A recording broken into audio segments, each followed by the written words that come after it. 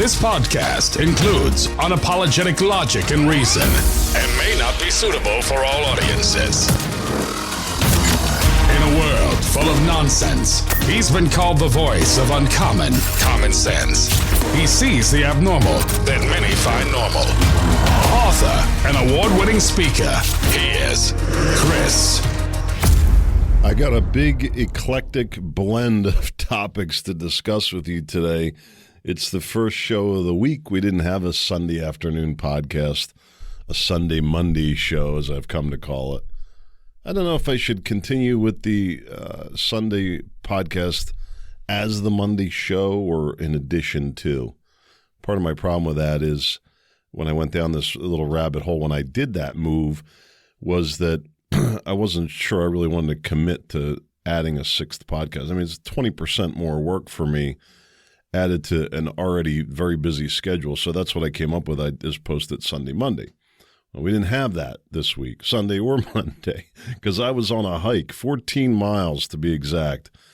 And I want to tell you about that. More than just the hike. It was the destination, Washington's headquarters, coming up on the gravestones. I want to tell you a couple of the thoughts I had coming through the woods there. And it was interesting how we ended up where we ended up on the last leg. It wasn't what the maps had us at. So I'll tell you that. And this whole journey really started for me back on January 3rd when I started getting in shape. And this was part of the reason why. And the visual of that destination, I want to tell you about that. I think you'll get something from it, as well as this book I just finished. I gave it to my son, Living with a Seal. The guy, I forget his name. His wife is the owner of Spanx. Women will know who that is. I think her name's Sarah Blakely. I don't really know much about her. Everything I've ever heard about her, it seems like she's, pretty cool, whatever. But she's, I think, self-made as well, this company. I'm certain that's the story. She started this company, Spanx, with a couple of bucks. And it's very interesting. Anyway, her husband, hired David Goggins to come live with them for a month and train him. Fascinating story. Very motivating for me. I'll get into that whole journey. I mean, that's a podcast in itself. The other thing that came up, a little story from the Epoch Times about Trump and the Republican Party. I see Trump cutting complete ties with the Republican Party right now is what I see happening. I don't know. Maybe I'm wrong. But he's not allowing the Republican Party to use him anymore, at least not for fundraising. So what's that all about? I think he's cutting ties. I'll go through that, what that means. And I also want to talk about the $1.9 trillion stimulus bill, they call it. It's not a stimulus. It's a spending bill. Boy, names matter, don't they? So I want to get into this. That's the story. I told you last week, I said, look, I can't cover these headlines. The federal government is in a free fall right now, it seems to me. Joe Biden is a non-president. Is he even alive? Does anybody check to make sure he has a pulse? I don't know. I don't know what's going on there. But I think that it's time that we focus on our communities, our states. Stop worrying about what's going on in the federal government. Because this is a situation where it's going to have to be just destroyed and rebuilt. Clean house, clear house, clean house. And to sit here and talk about the day-to-day drama, what's the point? It doesn't do anything for me. I can't do it. And to that end, I'll start with this. I want to get into some of this spending, the $1.9 trillion, and what's happening with that, and some of my theories on the economy and how all that's playing out in front of us. Not a lot of good options either when you lay it out like this. I've said, why isn't somebody doing something about this debt problem, this money problem? Well, when I lay out the options for you, you'll get a sense of why. Because it's a financial problem that's become politicized, and that's never good. It's not good in this situation. When you see who the winners and the losers are, somebody's got to pay. Somebody's going to lose a lot of money that they thought they had because those dollars just aren't worth what they thought they were. They're doing it right now. They're devaluing it. Who gets hurt by that? Well, they spread it out by doing it with inflation. Everybody loses. there's the how's that compare with the Solomon and the baby story, right? Then we talk about this too. This came in from Dan, one of our listeners. Remember that story, King Solomon? Two women were arguing. One said it was her baby. The other said it was her baby. So he had them in court, and he said, fine, cut the baby in half. And the one woman screamed, no. And he knew that was the mother, right? Because she couldn't destroy what she loved. Think about that analogy relative to today. But it's different. It's different. I think, cutting this country in half via civil war is a good analogy. But breaking down and clearing the swamp, clearing out the federal government, I consider that to be patriotic, our duty right now. Out of control federal governments, bottom line. Republicans aren't going to fix it. Democrats aren't going to fix it. Until the people stand up and say we've had enough of the nonsense, we want that money back in our communities, in our states. Once you begin to understand the problems with the money, everything else, you understand why. The whole military-industrial complex, all this stuff with COVID, and when we were driving to our launch point there for the hike, there's another new hospital being built 15 minutes from my house. You ought to see this place. Decadent. It's worthy of Trump's Trump Towers, Trump hospitals. There's the business maybe he ought to get in. I don't know. Ripping us off, ripping everybody off, all this money. Well, they build a business around it. Guess what? They need sick people. They got to figure something out. Maybe they got a cure for the cold. Nobody I know has a cold. Nobody has the flu. So one of the things that came up when I was on the hike, I'll skip to this one. I was talking to my son. I want to give you an update on the book I'm working on, Rugged Survivor, and that podcast as well. And it's funny, my son, we think a lot alike. We were texting something the other day, and we both wrote the exact same thing at the exact same time and sent it 3 times in a row. It's pretty freaky, right? So he says, hey, do you think you're going to do away with the Christopher Scott show and just do the other one? Yeah, it's crossed my mind. I mean, it's part of the reason why I'm setting it up. I don't know. It would mean a shift in the political. I wouldn't give myself the same. Well, I don't know. As I say, I wouldn't give myself the same political freedom on that channel. But I don't know. I don't know if I want to say that. Maybe I would. Rugged Survivor for patriots only. People who love this country only. I don't know. So anyway, I've been babbling on here a little bit. Where do you want to go? You want to talk about the hike? I built up a lot of hype around the hike. Let's do it. I'll do it in reverse today, and then we'll talk about the politics and stuff. How's that? That's what I want to talk about anyway, is the hike. Come on. So let me go back. There was a couple of this for me was a convergence of things, just to give you the personal side of it. Just to share a little bit of the inner workings inside our house here in our family. So my son, he finished up college in January, no graduation because of COVID. Graduated cum laude from Westchester University, and he's leaving for Air Force boot camp on April 6th or April 3rd, and he's got orders for the pararescue program, which not a lot of them get their orders on entry for that program. You usually have to go through boot camp and hope to get into it. In his case, he's getting into it. So he's going to have a college degree. He has a college degree, and he's going to have, if he down this path, special forces experience. Boy, what a combination, right? And in a field that's got a lot of value, pararescue. I mean, it's a very on many fronts, medically and otherwise. So I'm so excited for him. So his mother and I divorced, 6-8 years ago, something like that. No. Well, it's been separated longer than that. But anyway, there was a point where there was we weren't communicating, my son and I. And the past 2 years, we've just been a really a time of bonding. And I'm not going to get into the whole difficult stages of it because right now I'm celebrating that kind of the highlight of that, if you will. And that was kind of one of my things with the hike. I wanted to do something before he left that was just really had a stamp on it. So significance, right? Something of significance that we could look back and remember. And there was a story prior. We were on a camping trip when he was little, and we swam out to this island. I think I told this story last week already. I won't tell it again. But it was really cool. He's always been a bit adventurous, hence the pararescue program, I guess, PJs.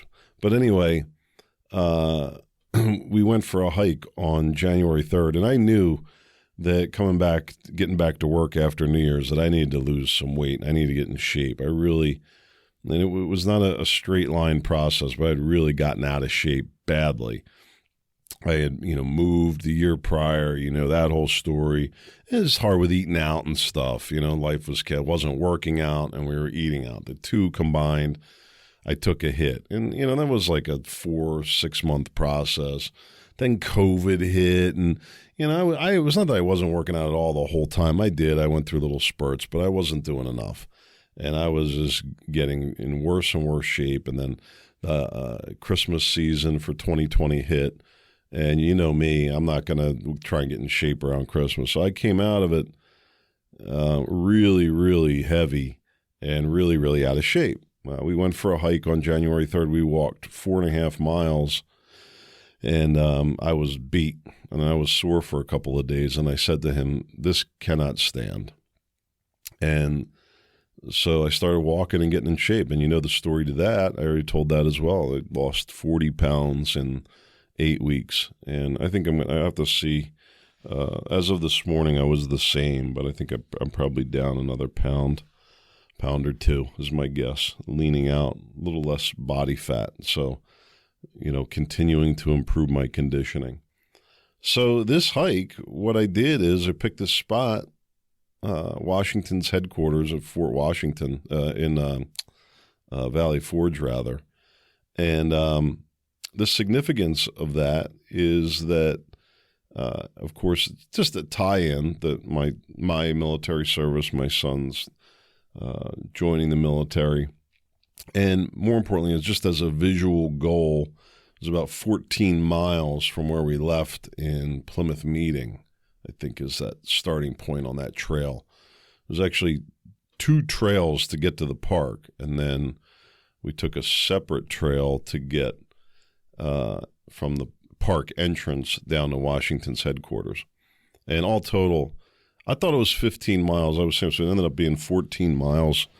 What we ended up charting there from our app burned about 2,600 calories on that. And we went to lunch at Mission Barbecue after that. It took us 4 hours. We did 4 hours. We ended up right at about a 17-minute pace or something like that. And we did really well. We finished strong. We ran in the last couple 100 yards. I just thought it was important that we made a strong showing. And we did. We didn't take a break till 7.5 miles. We then took a break at 10 miles. That we felt really good up until 7.5 miles. That almost felt easy. Obviously, I think our feet were hurting. That's what I said. My bottoms of my feet were beginning to hurt. So we stopped at 7.5 miles. I unlaced my boots. We took a little break. I don't know, 10 minutes maybe, not even. I ate an apple, and then we went to 10 miles, and we were like, oh boy, that 2.5 miles was a lot harder. And we were like, but then we had a bead on the final trail. Like, we was calcing to like 4.5 miles. It only ended up being 4. And get lucky, and then we're like, all right, 4.5 miles, no problem, easy peasy. No. I mean, it just started going slower and slower and slower. I mean, we were hitting 14.5-minute pace on the early miles. By the time we were done, we were like 19-minute miles. And then when we got into the park, we instead of taking like the walking path, we took the path through the woods and along the railroad tracks, and it was just really hard. Our feet were already beat up, knees sore, shins sore, and now we're trompsing through the woods. And but that created an opportunity that I didn't expect, and that is we came up on the backside of one of the graveyards. And, so it was just a reminder of what was sacrificed to create this country and the ideals of something that was good and godly on a level that the world hadn't seen before in government. And I don't know, was it the system? Was it because it was new? I don't know. But boy, have we gotten away from, I think, the vision that was laid out at that time. I don't know. But it was a somber reminder coming up on that. And it worked. I said that part of the story of this, so I created this tie-in. I wanted to spend this time with my son in a meaningful way before he left for boot camp.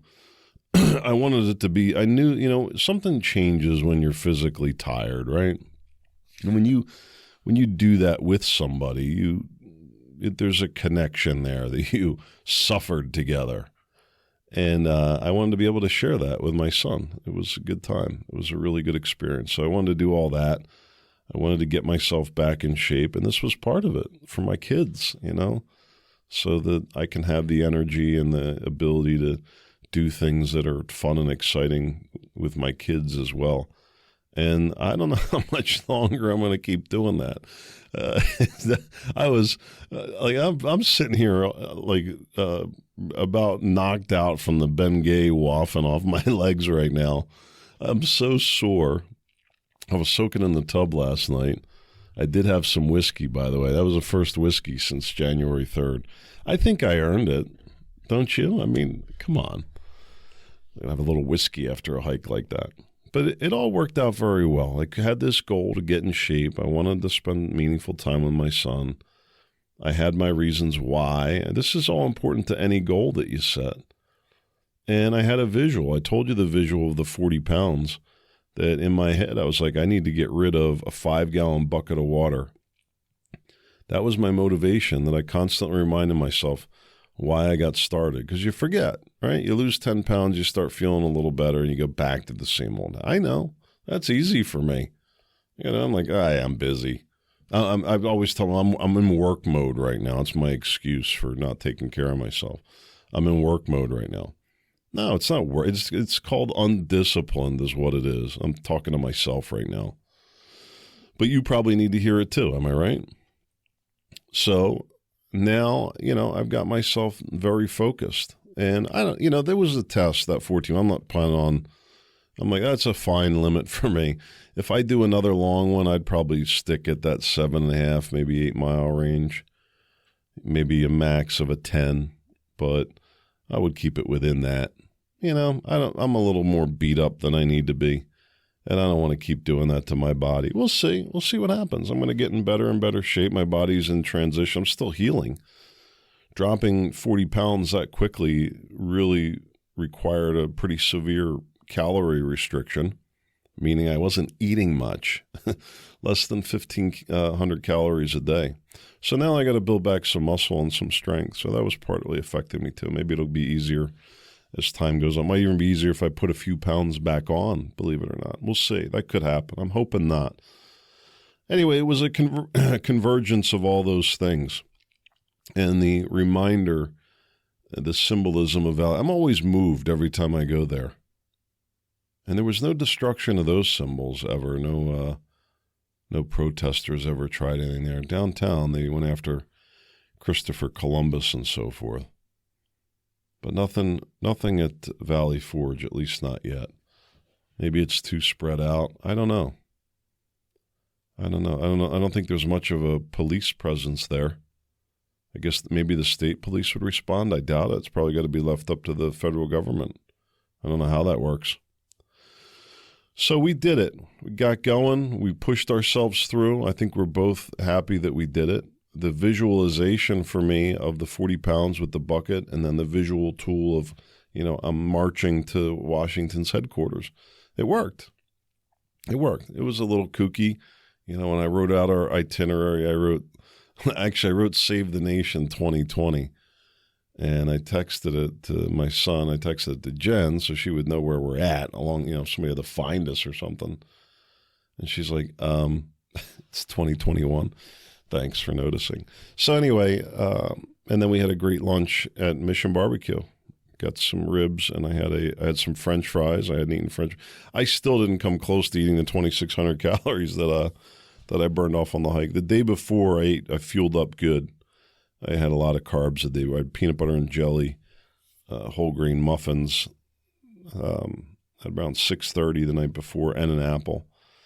So pretty good carb intake the night before, and it was great. It was really great. I'm so glad we did it. And I would say to you, if you can find a way that you can push yourself in something that you enjoy.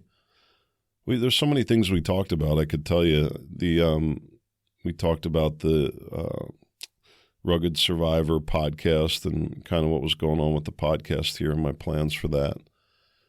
And it was a lot of fun. Talked about what our workout goals were, and it's just it's good stuff. It was a good time catching up on all these different things. One of the things that I told my son was that when I was in the Marine Corps, I always loved doing the forced marches. We usually in full combat gear at the pen, but I like doing those. I always volunteered to be a road guard. We would go and run up and block the roads in front of the unit, so traffic didn't come out. And then once the unit went by, we would have to run to catch up to the unit, and then eventually run back up to the very front. And I like doing that. I thought it was a lot of fun. My son was looking at me like I had three heads. He says, "Oh, you loved that?" I did.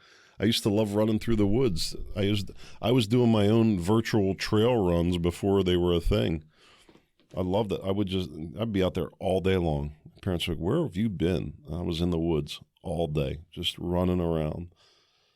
I had a loop. I had loops I would do. A loop around our property, 30 acres, a loop up to my butt. It was just all these different, some of them were bike loops, some of them were hiking loops. And I loved running through the trails, testing myself to run as fast as I could through the trails. You got to think quickly and be fairly agile, and it's great. And I think it's kind of like a trail running kind of thing, or trail races, well suited for my very long pace. I mean, I've got long legs. I'm 6'5". My son even said that some of the points of walking, he was keeping up with me on that. I was joking around when we got done. I said, he could probably have ran laps around me. I said he was like a slave driver on the trail, so they were joking back. But he said, no, he happened to keep up with me at some point. I was pushing it through, where we were getting that pace going. Like I said, down 14 and a half minute walking, that's pretty good. To keep that pace for 2 miles, it's pretty good. So anyway, I would just recommend, if you find something that you enjoy. For me, it's been that kind of, hiking, trail running kind of stuff. And this was kind of a tamed down version of that for me, but it's something that I enjoy doing. It's fun to me, and it happens to be exercise. So go find something that you enjoy doing that's strenuous. If you don't have something that you enjoy doing that's strenuous, then find something that you do. Some people enjoy chopping firewood, and they use it as a way to stay in shape. Yeah, burn calories, build strength, sure. Maybe you work on a little bit exercises to help you be able to chop firewood better, whatever, whatever you're into. But swimming, biking, a million different things. But find a way to test your limits on that. I read this, a friend happened to send me this book, Living with a Seal, it's called, and the seal that he lived with for 30 days with David Goggins. This guy is Sarah Blakely's husband. I forget his name, ironically enough. She's the owner of Spanx, and he paid to have David Goggins come live with him for a month and train him. Well, it's just a great motivational story, because if you know anything about David Goggins, he's like one of these ultra athletes, and just a really inspiring story. And I mean, he's just done some incredible physical feats on the endurance side of things. You should go check it out. He's not the kind for everybody, but he's a motivator. Does some great videos and stuff like that. But anyway, it motivated me to say, hey, let me push my comfort level. Let me test my limits a little bit. And I found it, 14-mile hike. Could I have gone further? Of course I could have. Would I have wanted to? No, I would have been hurt. I would have been really hurt to go much further. I'm like, I was joking around with a friend of mine. I said, feels like my ankles are broken. Every time I take a step, it feels like somebody's wailing on my bottom of my foot with a baseball bat. And a little tore up. That was a little bit exaggerating, but I'm hurting. I'm hurting pretty good, more than, I would have hoped to. And like I said, I would expect that'll change as my condition continues to improve, if that's the direction I go. I don't know if I'm going to. Like I said, I started this back whenever and got myself where I wanted to be, and I am busy with other things. I don't know if I want to be committing myself to time. I mean, to do that, to set that all up, I basically blew Saturday because I was kind of I was eating much different, and that messed me up. I didn't do a good job moving into the carb phase. I kind of forgot is what happened. All of a sudden it's Saturday, I'm like, ooh, I need to eat some carbs for tomorrow. I've been eating like any carbs. I went from sub 50 carbs a day to sub 100 a day, which is very low.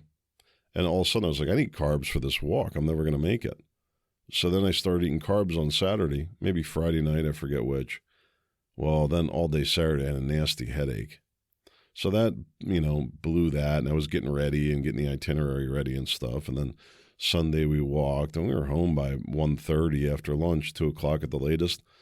And then, I was spent for the rest. I was in bed at 7 o'clock.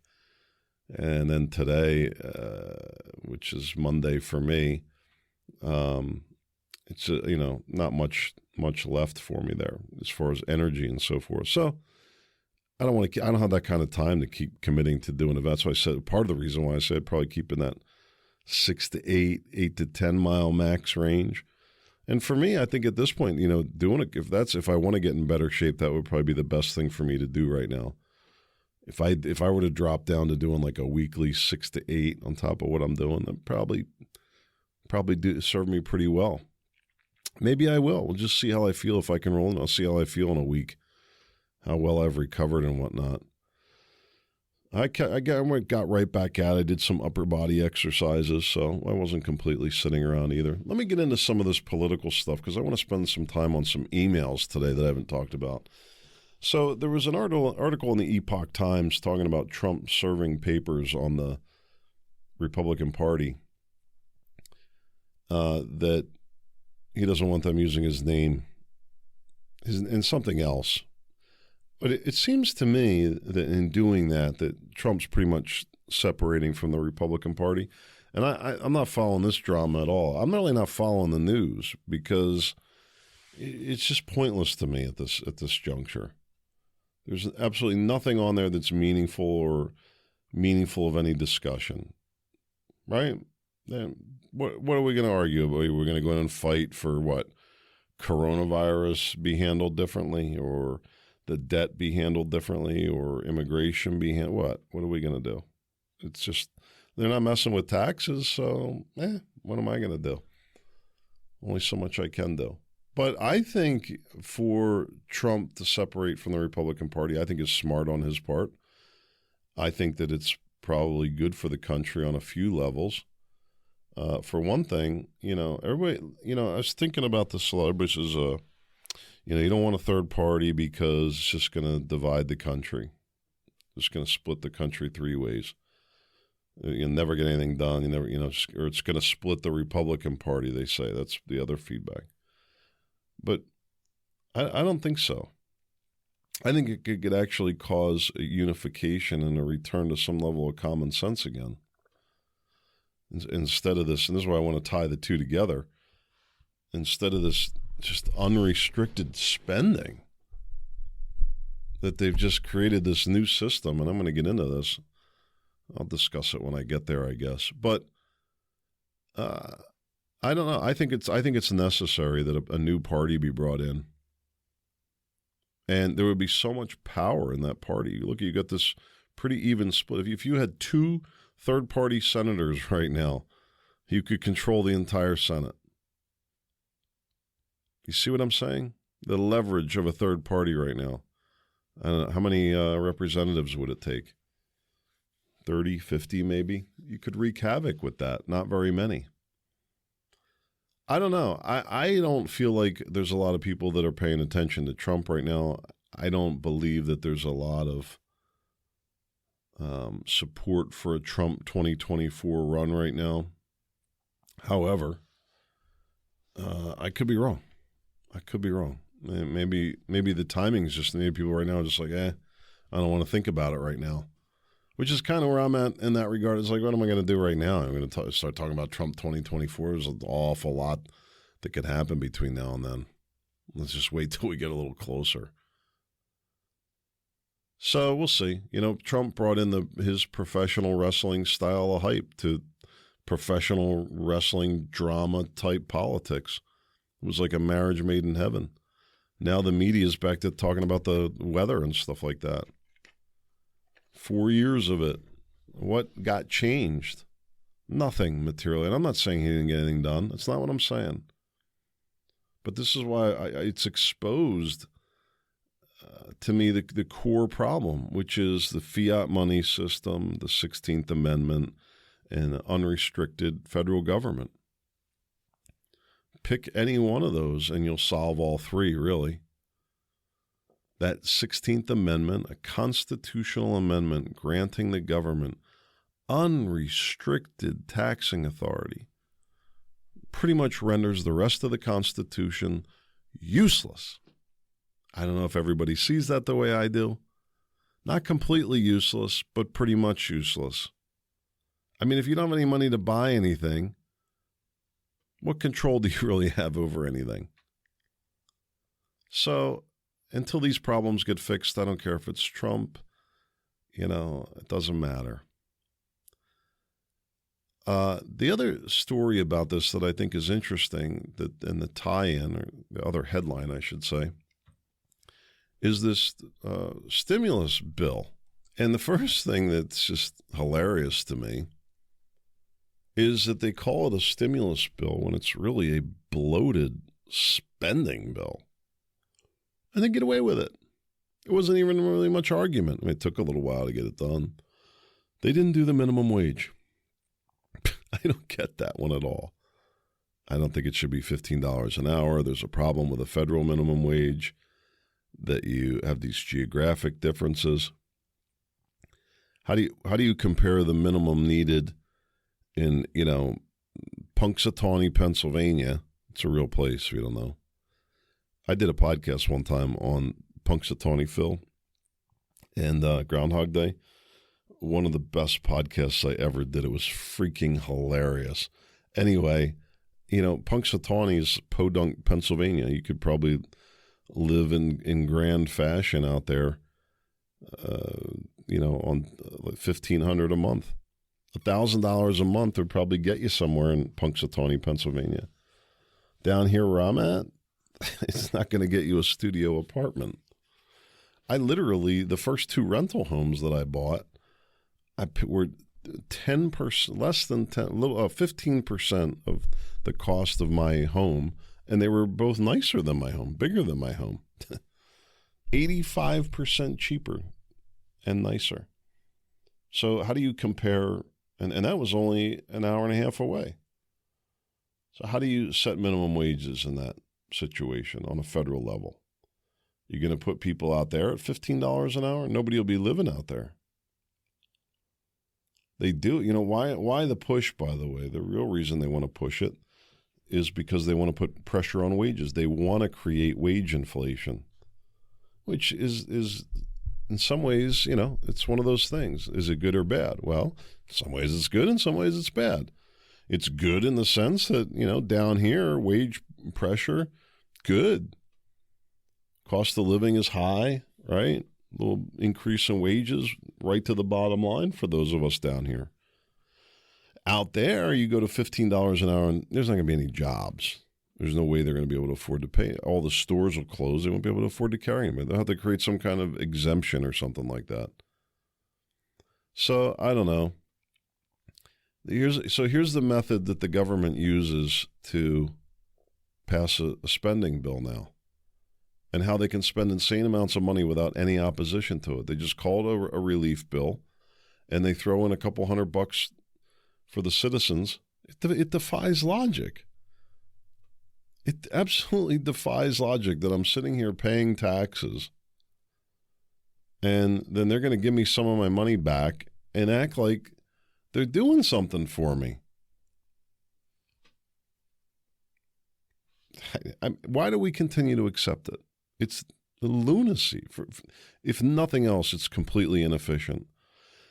And what are we saying? That we trust the federal government better to do with our money than we do us. That's what we're saying. Literally in this case. What's next? They'll say, well, we're going to give you a little money for this, that, this, and that. I don't know. What else?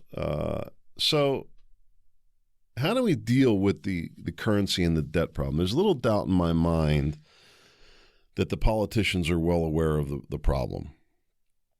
And I don't know, maybe they're not talking about it, but I can't be the only one that sees this and the problem that we face. So what are people doing about it? Well, some people say move back to a hard currency like gold. People are buying land. I'm doing it. I'm pre-buying things now because I'm thinking there's going to be inflation probably. And I'm worried about supply issues.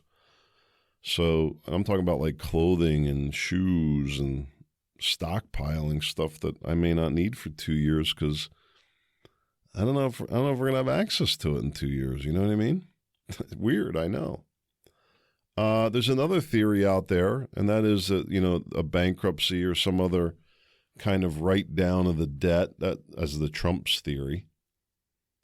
And then the other theory is doubling down on fiat money with a digital/global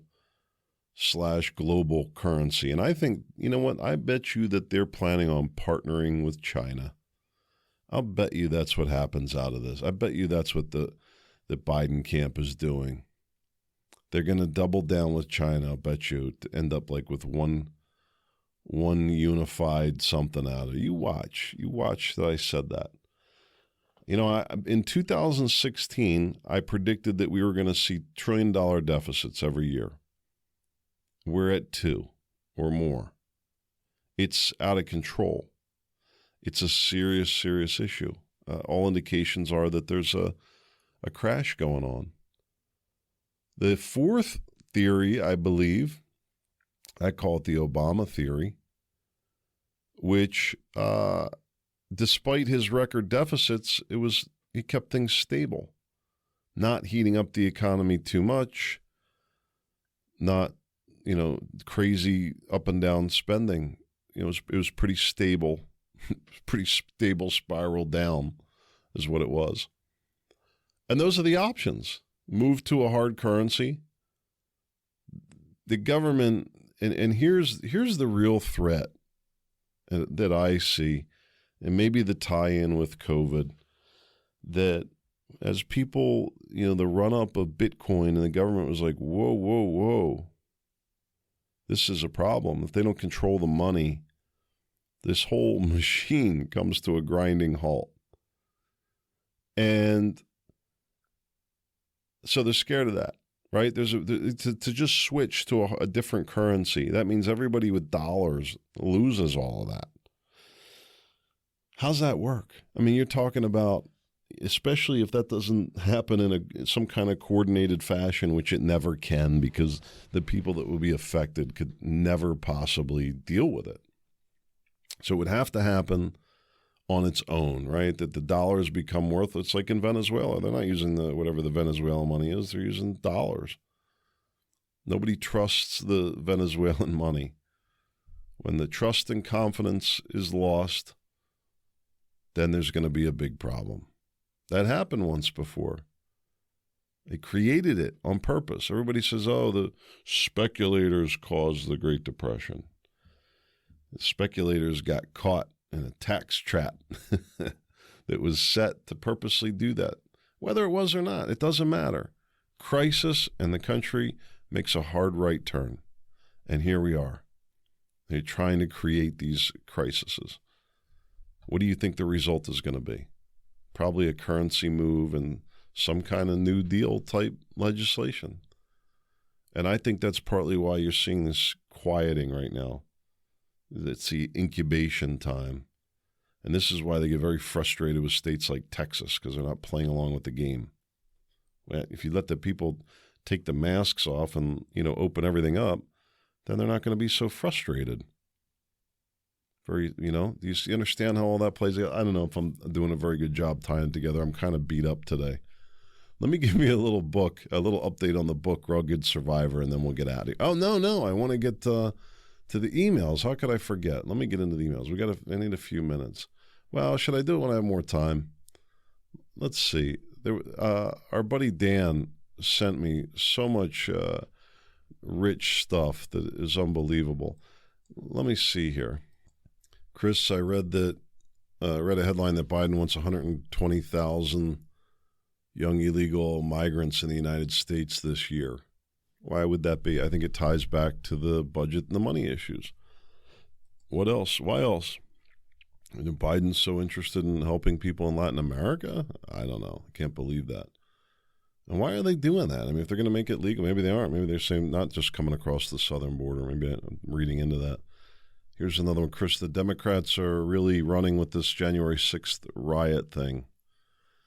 Yeah. And he's mentioning here, comparing to some of the other riots and how long they went on. Yeah, it's true. They really have weaponized it. They're going to send a clear message. Don't ever pull that again. What else do we have here? When preparing for an unknown disaster, it's just a crapshoot. My grandfather lived in Poland before World War II. He spoke 7 languages. So Dan's making the case against preparing. He says instead of disaster planning, go with living planning. Yeah, I wanted to talk about this. In 1999, we had the Y2K scare. In 2001, we're getting wheat and storage buckets cheap.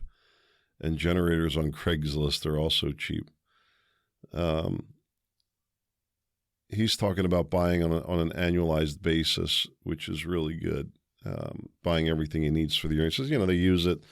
When they run down, they get more. He doesn't stockpile for the years ahead. So we were going to do something like this, Dan. You're talking about the food part of this. And I totally agree with what you're saying. We just have a slightly different way of describing it and a slightly different way of explaining it. One of the chapters in this book, Rugged Survivor, one of the things I'm going to talk about on that podcast is bug out, walk out. And that was another thing I said to myself, if I was involved in a serious situation, how far do I need to be able to move myself by foot? And I thought 15 miles across the county. That was my thought.